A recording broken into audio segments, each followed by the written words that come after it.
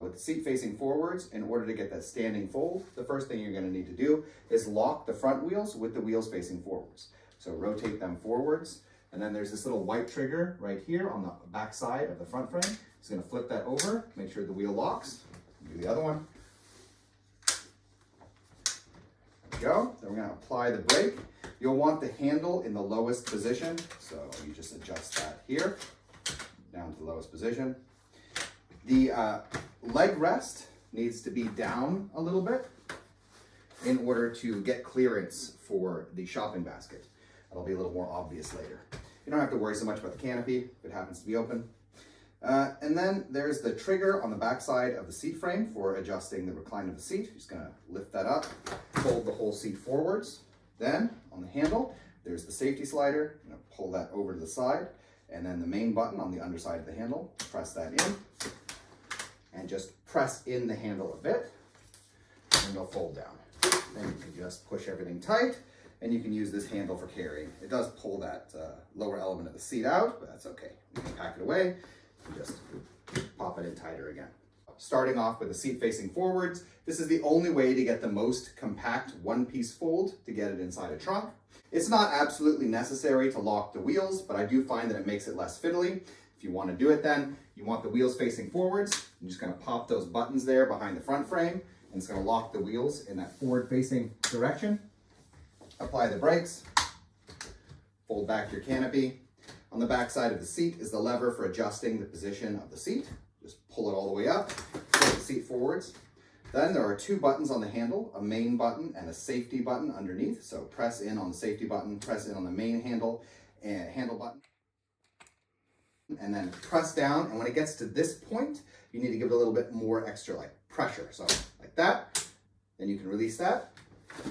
Fold it up to this place where the wheels are not entirely tight, and that counts as like the standing fold on this model. In order to fold it even further, you just hold the handle, press in on the rear frame, and you get it down to its more flat position for packing inside a trunk. You're going to want the handle a little bit higher up to start with in order to get that seat back all the way through. We're going to, again, lower down this leg rest a little bit. Flip up on that handle in the back. Drop the whole thing down. Pull over on that safety slider. Push in on the main button. Push down, and then give it that last little ka-chunk inwards in order to push it all in. And you can just fold it flat again and use the handle for carrying. With the seat reversed, you can't get it as small as you need to really pack in a trunk unless you have like a lot of trunk space, but it does work for a standing fold if you're just keeping it at home. So in order to fold this down then with the seat reversed, we're again going to put back the canopy, pull up on that lever, allow it to fold like this, use those two buttons to push it down into the unlocked position, and then if you were to have it as a standing fold, it would be like this. If you want to fold it in further, the seat sticks out at a 45-degree angle. If you have a lot of trunk space, you don't mind the awkward way it looks, you could put it in like that. But it's easier just to remove the seat. So,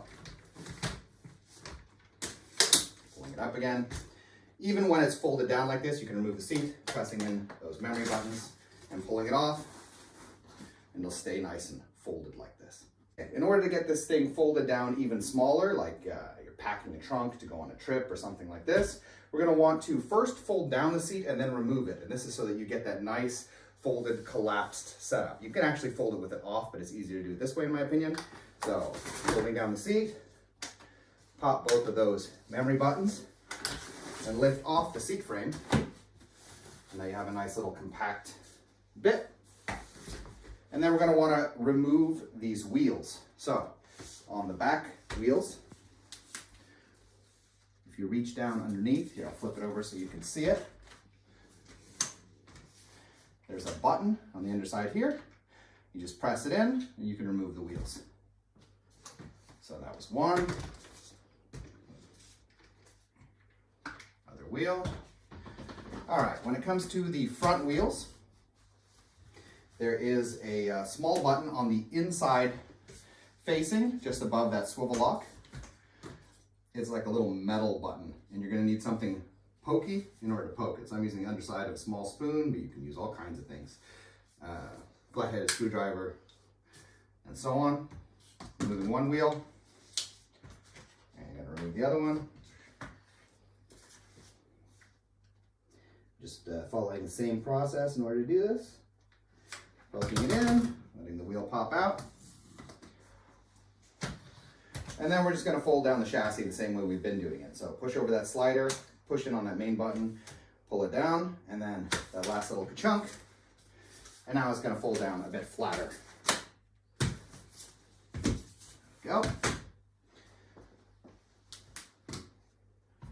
And then you can just stash in all your other elements so you don't take too much space. If you need to fold down the Priam as small as possible, meaning a bit of disassembly in order to pack it into a tight trunk, then it's all really about removing wheels. So,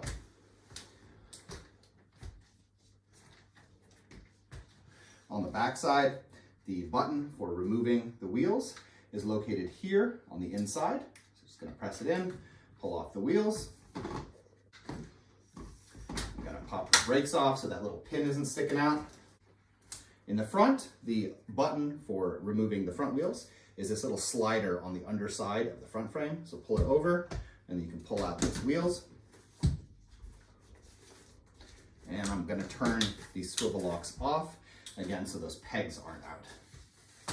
With the chassis without wheels, you fold it down the same way as though the wheels were on. 2 buttons on top, press that down,